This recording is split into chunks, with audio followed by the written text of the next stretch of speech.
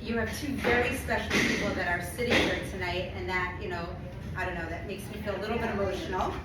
I met Kelly, I want to say about two years ago, and she was basically explaining to me her life story, and I said to her, "You need to write a book." And it was only a year ago. Was it a year ago? Okay. March 31st, 2020. Feels like much longer. But she told me her story, and I said, "Oh my God, you need to write a book. Like, everybody needs to hear this story and get inspired." And she said, "I'm going to write that book when I'm 50. I said, 50? We can all be dead by then. You need to write your book now so we can all, benefit from that." And sure enough, she wrote her book.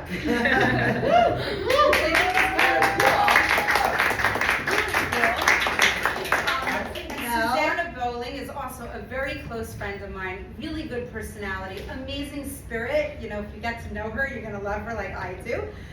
She also owns the Times Square Chronicle and has a top 20 podcast called, this is a long one, so I had to write it down. I don't want to mess up for her. Called Live from the Hotel Edison Times Square Chronicles Presents. And these are really two special, dynamic people that I am very blessed to have here, as well as being blessed to have all of you here. And come back and visit even when this is not going on. For sure. Thank you, Shani.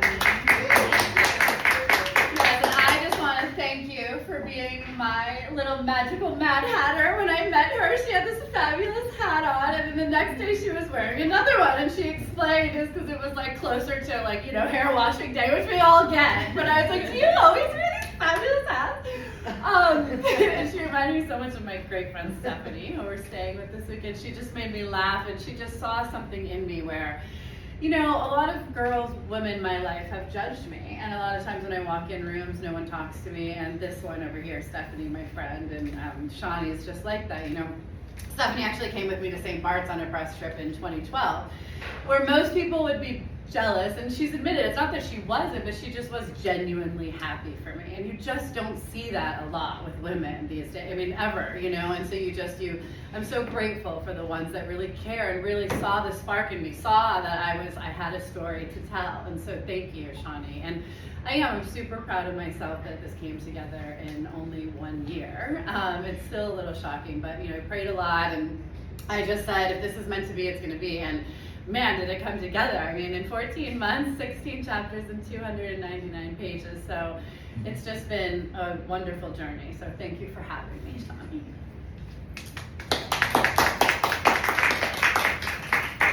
How many of you know what twin flames are?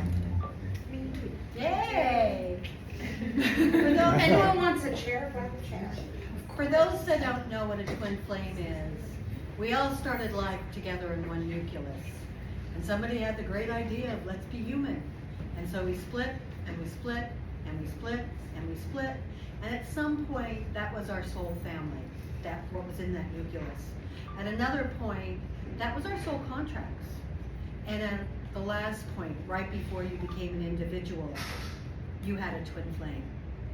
And in this lifetime, a lot of people are looking for their twin flames, searching for their twin flames, and it's really a hard journey because normally the female is the chaser, and the male is like, nope, don't want to know yet. And you're kind of like, oh my God, but there's this part of you that gets drawn, and you end up getting hurt, and you end up making some wrong choices because not only are you and your twin flame mirrors of each other, but they throw back the things that you don't want to see, and you have things to work on too. And a lot of us in the twin flame journey marry somebody else first because the twin flame has hurt us in so many different ways. And in Kelly O'Shea's book, she doesn't shy away from this journey. And more people are on this journey than you could even possibly know. And in her journey, it looked like the fairy tale. Great job, great career, PR marketing, getting to go wherever you wanted, husband who loved her, she wanted a child, she had the amazing Dylan. The problem was that there was an another current to it, and that was alcohol, and at one point cocaine. And she ended up leaving the husband, and she knew that she had to be the best her for her son, because she brought him into this life. And I don't care what anybody says, you're a mother and you bring somebody into the life, you're responsible. And she did. She was responsible. She took that care, and without going to rehab, she beat alcoholism. And she didn't just beat alcoholism, she wrote books and journals, and because of it, this is what this book is. And this is one heroic journey. Anyone who's ever been addicted to anything, food, alcohol, drugs, people, there's many forms of addiction, and trying to fight them and beat them by yourself, that takes you in a higher power, because it's a very difficult journey, and she's done it, and she's not afraid to tell you all about it. So without any more speaking, Kelly O'Shea, and the book is, say it, because I just keep on. Yes. How to fall in shit and come out smelling like a rose.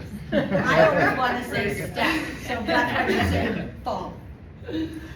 Okay, so lead us through the journey of finding your twin flame first. Okay, sure. So actually, that's where the journals start. So when Shani had suggested I write a book, I went home, and my first step was, if I find these journals that I had written from 19 to 21, then I will do this. And not only did I write those journals from 19 to 21, when I lived in New York City for the first time at 22 years old, I was bartending and working for a beer distributor. I could not afford to go out, so I took that year off of drinking, which was good, because that was right after the year I had done cocaine in San Diego. So I needed a little detox. And to occupy my time, because I really didn't like being alone, I rewrote those journals into one big journal. And then I was reading the Celestine Prophecy along with that, which talked about 9 spiritual insights, which I really believe are relevant today, because I believe we're in a time where we're leaving the material world and going towards more of the spiritual world. And I talk in the book a lot about when I was hurt by the twin flame was when I started to wear my mask and everything. But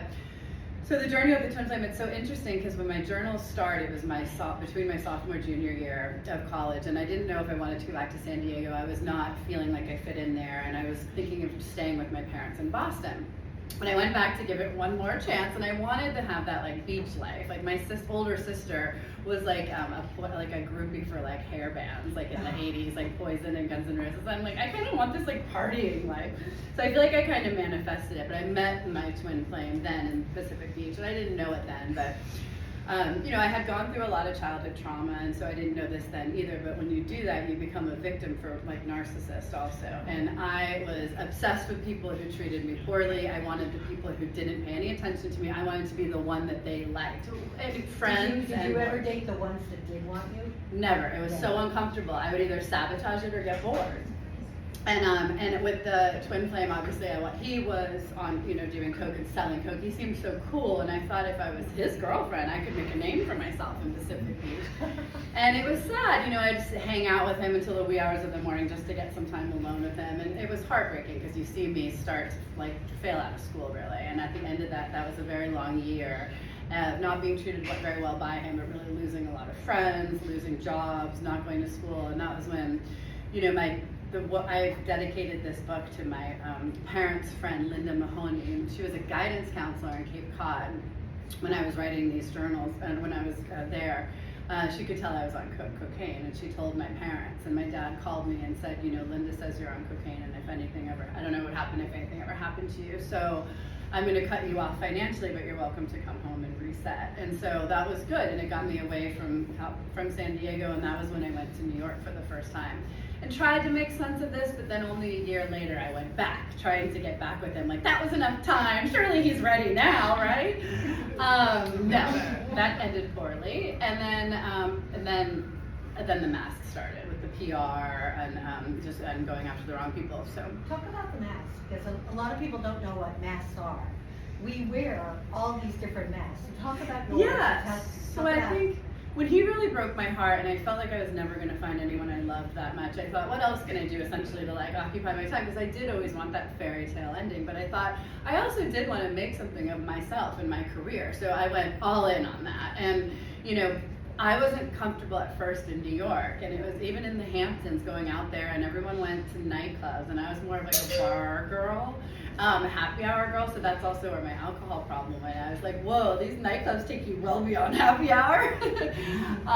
So it wasn't really good, but anyway, so I was not authentic at all. I was that girl that was like, everything's fine, I'm totally fine, right? And even when I was with my husband Charles, his father, I was the girl that was always putting out stuff on social media, like we're this happy family, and completely covering up the fact that like we're both alcoholics at home. I think we should talk about that. Most people don't know that social media is being used to mask what really isn't happening, and people are buying it. Yes, 100%. And I have to say, where are you? Katie's here and Ray's here. So I've known both of them for about 20 years. And there was a really tough moment when we were in Connecticut when Dylan was only 1 and Charles had fallen off the wagon and he was drinking. And we lived in a house where you'd have to walk through Dylan's room to get to the kitchen from our room. And so he would never intend on hurting Dylan, but I thought, oh my God, what if he's so drunk he falls into the curb or something?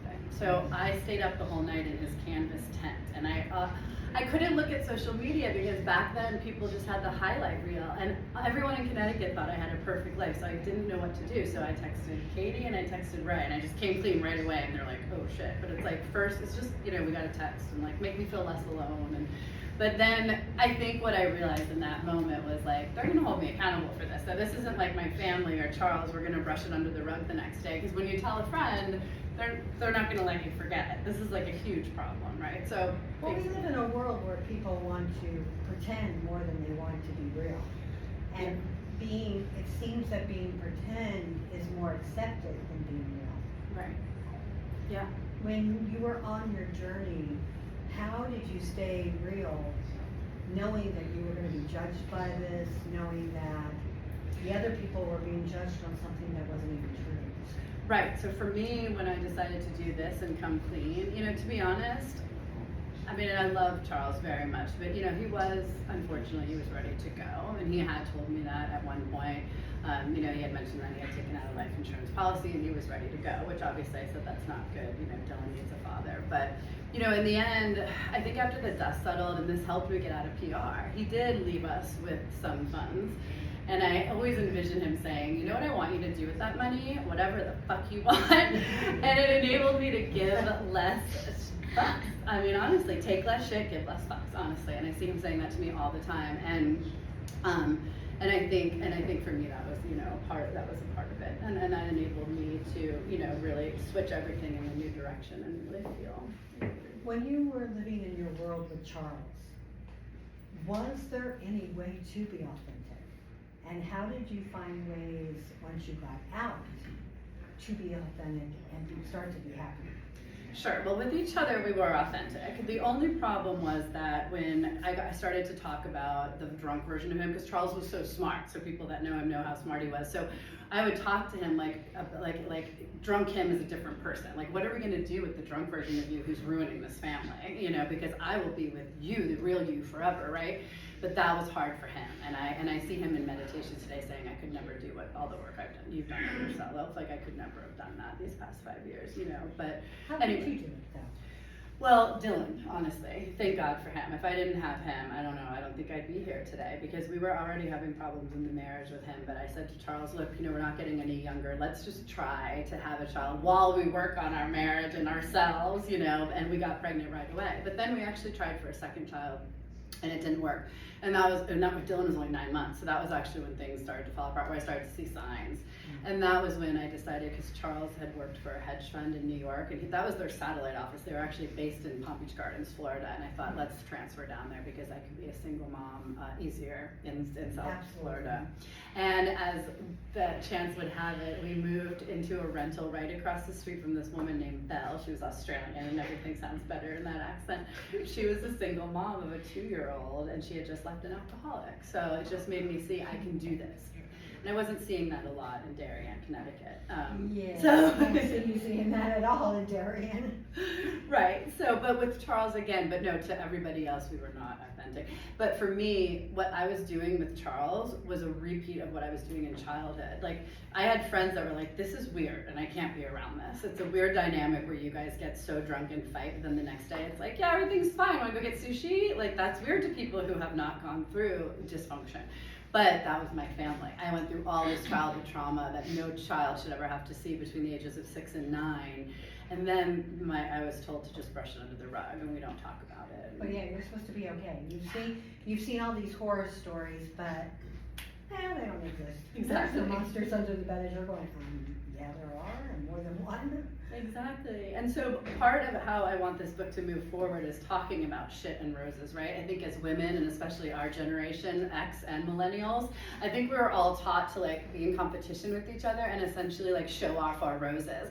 But we bond over the shit when we talk about it and we laugh about it and cry about it, it lightens the load. And I'm guilty of that too. Yeah, I have this, I have that. That's what social media is. Well, I think the most hilarious thing and the biggest misconception in this world is that men think that they talk and they bond. Women, we could hate each other, but we can bond over the same guy. And we can bond over that, and if you don't think your stuff doesn't get told, because we will bond and we will know who you are.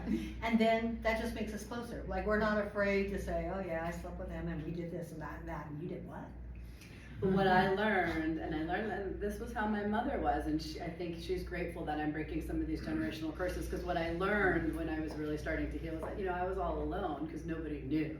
Even again, to use Stephanie as an example, when things started getting bad with her, and I remember her, like we had plans one night, but I was almost going to cancel because I didn't want her to see the dark side of Kelly. And she was like, Kelly, I'm here for all the sides of you.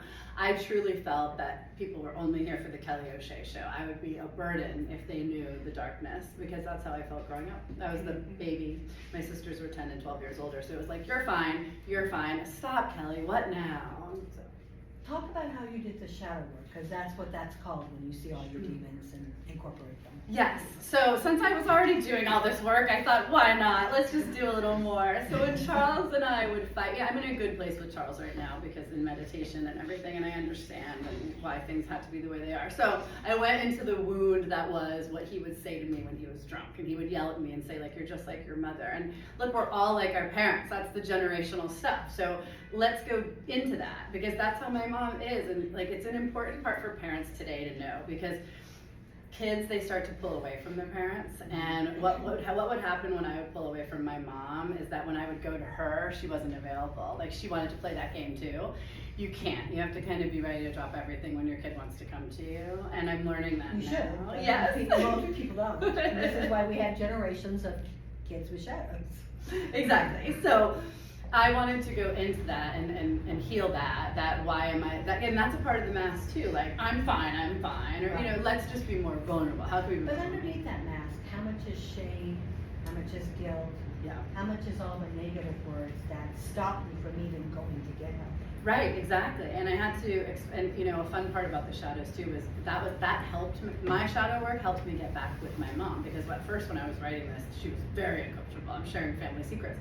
But when I started to say, I noticed that we do this, and this is what I've noticed that I've done to make it better. And she's like, oh, that's interesting. So instead of being like, you're this way, because She's learning from the curses that you're breaking. yes, exactly. And I can have empathy for her now. And when we go to the beach, I can see her as the 21-year-old she was that had kids, and I have empathy. And I actually think it's sad that my sisters can't see that. They've never had that empathy for her.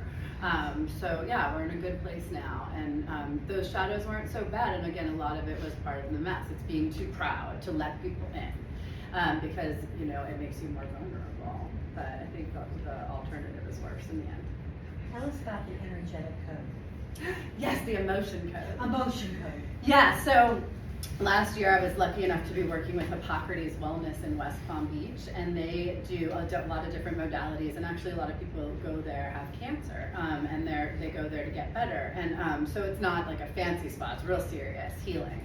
And the emotion code is when you have a healer and you go deep into meditation and they pull emotions out of you that don't belong to you. They're stuck. They're either stuck from your early childhood or like family, ancestors from generations ago. Or even past lives. Yeah.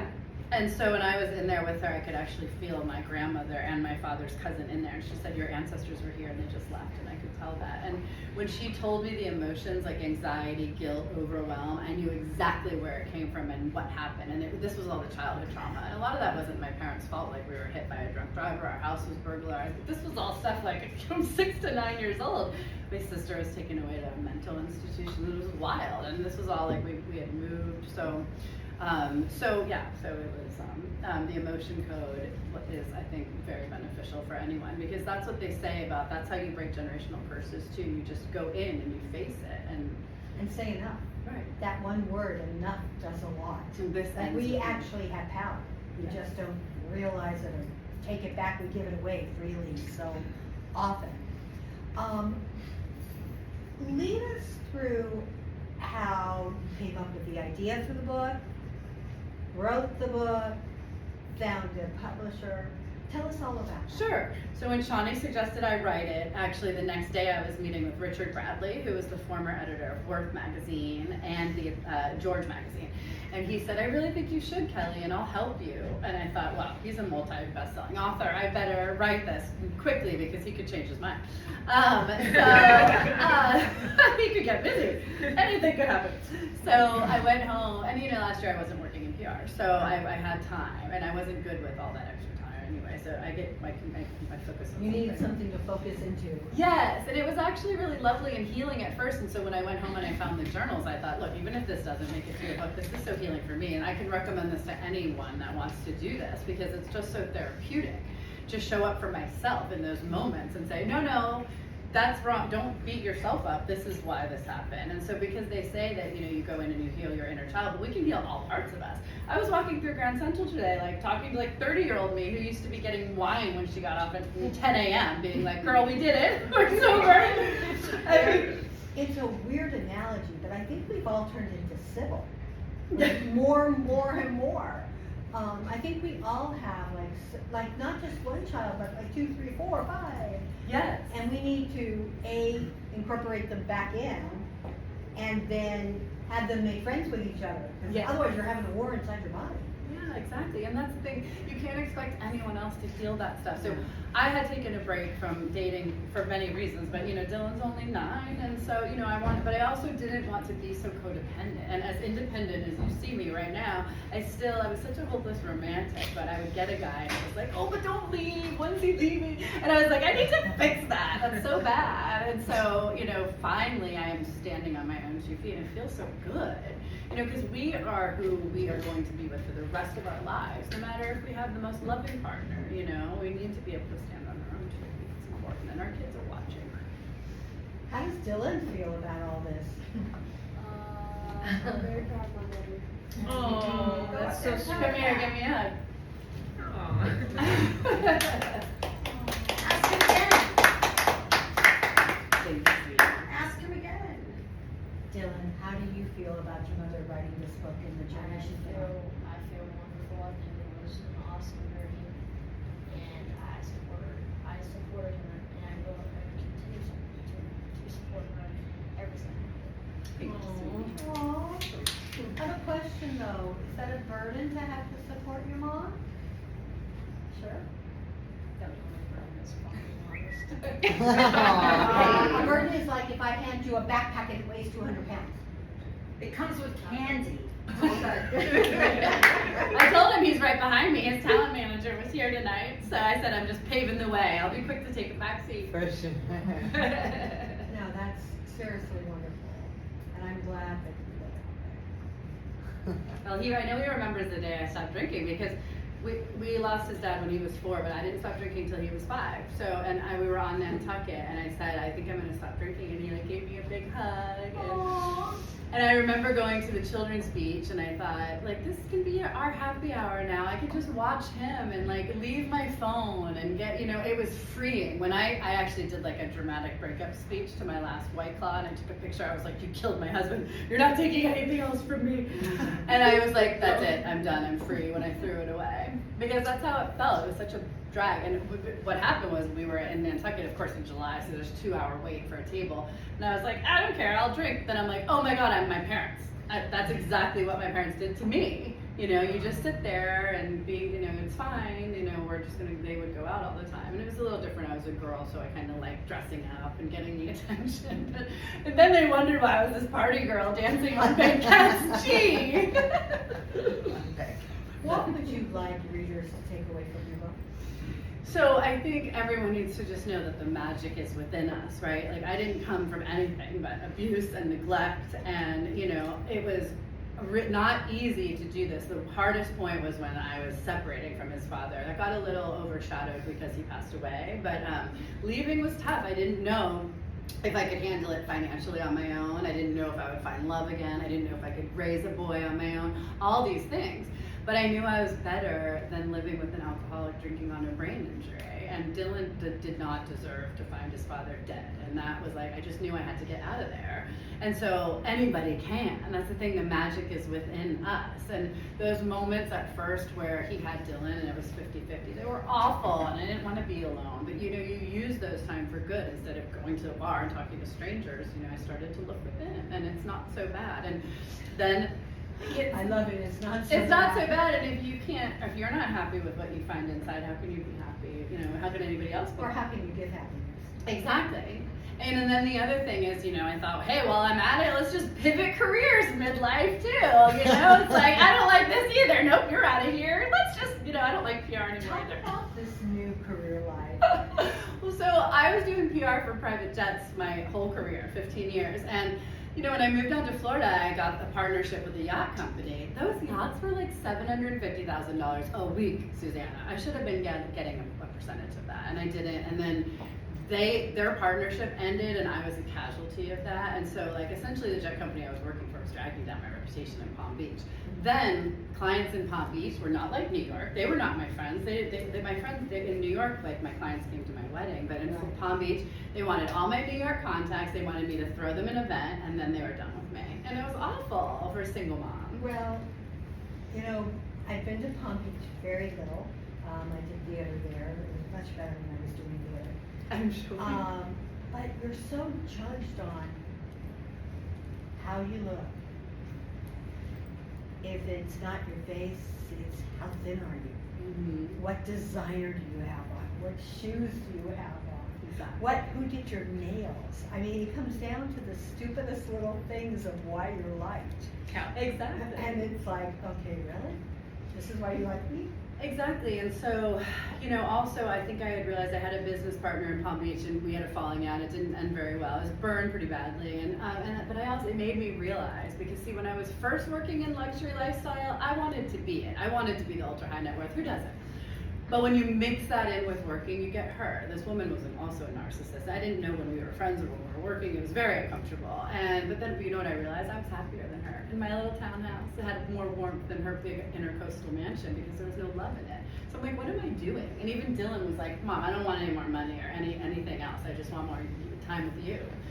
So I was like, all right, let's figure this out. So now I wanted to get into sales. I wanted to be a jet broker because I'm great at relationships, and that's why I was so good at PR. I took them on press trips. That's how I met Stephanie. I took her to St. Bart's.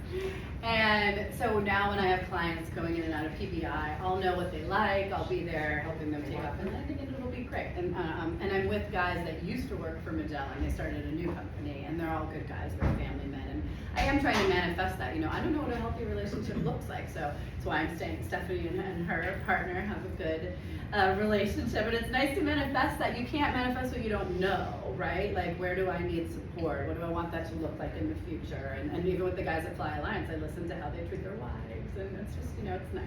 So how do you manifest what you want? I I think it's asking the universe for it, or like claiming that it's already yours, and imagining yourself having those things, right? And it's funny, it's interesting, because a lot of things I see today were like, I remember specifically envisioning that in the future. Like when I was in my 20s working in West Palm, I envisioned having like a big white SUV, and I finally have the Range Rover. I envisioned having a garage door opener and sitting at my bar and having a lot of drinks in the fridge that were non-alcoholic but expensive, like the smoothies and the juices and the kombuchas. And every time I open my fridge and it's stocked with that stuff, I'm like, I made it.